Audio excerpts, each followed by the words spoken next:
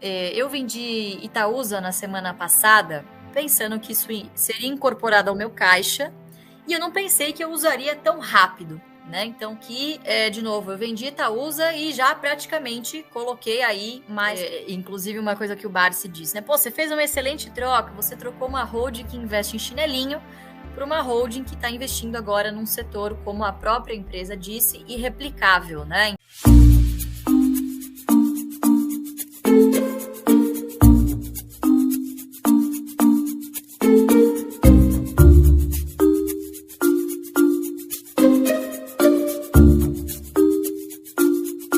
Por favor.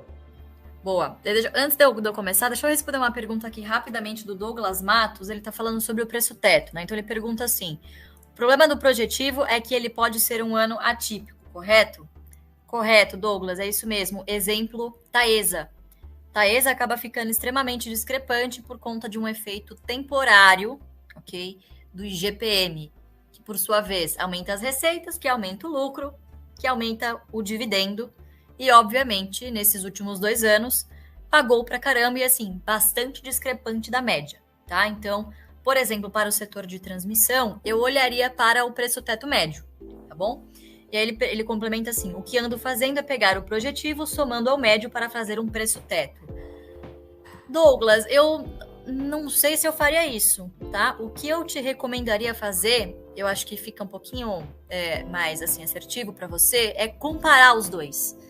Se há uma discrepância muito grande, rapidamente fazer uma investigação do porquê que essa discrepância ocorreu e por que é importante isso.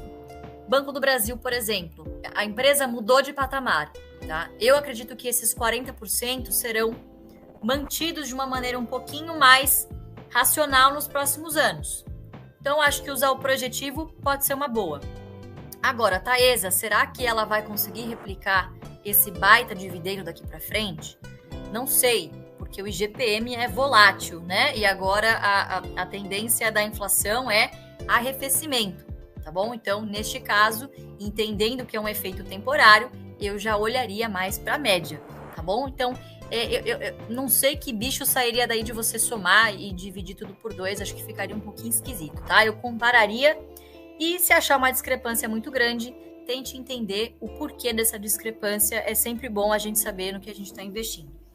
Falando resumidamente, né, o que eu fiz essa semana, eu vendi Itaúsa na semana passada, pensando que isso seria incorporado ao meu caixa, e eu não pensei que eu usaria tão rápido, né? Então, a gente está vendo nesse mês aqui uma bolsa extremamente volátil, né?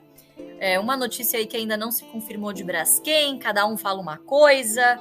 Então, tem uma put lançada lá que depois eu vou postar para vocês no radar, que provavelmente vai virar pó. Então, não tem muito o que falar sobre isso, nada foi confirmado, meramente especulação, né? E Cosan, que, de novo, eu vendi Itaúsa e já praticamente coloquei aí mais Cosan no bolso, né? Lembrando que Cosan, inclusive uma coisa que o Barsi disse, né? Pô, você fez uma excelente troca, você trocou uma holding que investe em chinelinho para uma holding que está investindo agora num setor, como a própria empresa disse, irreplicável, né? Então, a Vale, de fato, é uma empresa irreplicável no mundo, né? Então, qual que foi a estratégia deles? E o que eu acho que assustou um pouquinho o mercado, né? Eu postei no canal Insights a minha percepção sobre isso. Primeiro, qual seria a reação da Vale? A Vale é uma corporation, certo? Eu, como acionista da Vale, ficaria muito feliz em ter uma empresa com o know-how da Cosan em outros segmentos que poderiam complementar este conhecimento dentro da empresa, por exemplo, principalmente logística. Então, eu ficaria feliz de ter um acionista importante ali, de referência, que não fossem bancos, fundos, que, vou ser bem sincera para vocês, são instituições que, se o preço sobe pra caramba, os caras não têm dó de se desfazer do negócio. Rubens Ometo não, Cosan não. Não me parece que esta é uma aplicação financeira, vocês entendem? Ele está pensando exatamente como a gente pensa aqui. Ser sócio de boas empresas, de negócios irreplicáveis, que tenham sinergia com os outros negócios que eu tenho dentro da holding. Ponto. Não me parece ser um negócio do tipo, se Vale for para R$100, eu vou vender isso aqui. Entendeu? Não me parece ser este o caso. Diferentemente do que os fundos acabam fazendo, né?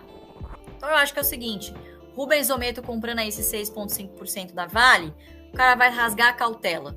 Ele vai ficar com essa posição e acho que pode trazer aí boas contribuições para o conselho da Vale. Olhando para a perspectiva do acionista da Cosan, a impressão que eu tive num primeiro momento, até publiquei isso, é que parecia um sapo tentando engolir um boi, né? E aí eu parei para fazer uma reflexão e falei sobre isso outro dia lá pro pessoal do MBA. Por que lá fora ninguém questiona o Buffett? Por exemplo, quando ele foi comprar a Apple, a função da Berkshire é justamente essa. Pegar os recursos, comprar empresas descontadas com potencial de valorização. É isso, certo? E por que aqui no Brasil a gente questiona? Então, por que o Ometo não distribuiu o dividendo e eu compro o Vale? Porque você está investindo na Cosan justamente por eles conseguirem alocar o capital melhor que nós. Então, dificilmente nós, como investidores, pessoas físicas, conseguiríamos uma posição relevante de 6,5% numa empresa como a Vale. A Cosan consegue, a Cosan tem estrutura financeira e acesso a operações estruturadas, neste caso foram com opções, inclusive, né?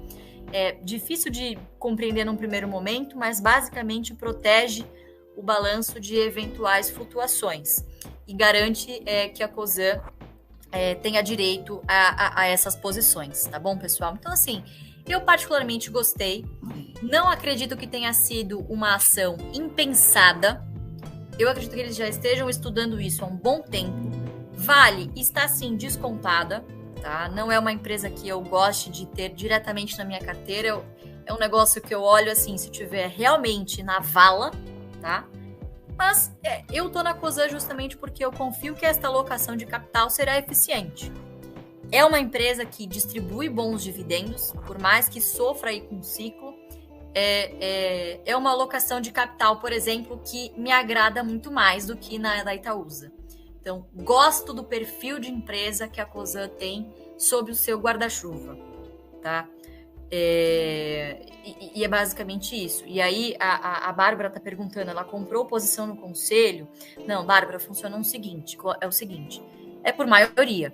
Então, o acionista que tiver, conseguir ali se juntar em blocos e tiver a maioria, vai elegendo ali alguns conselheiros no conselho de administração.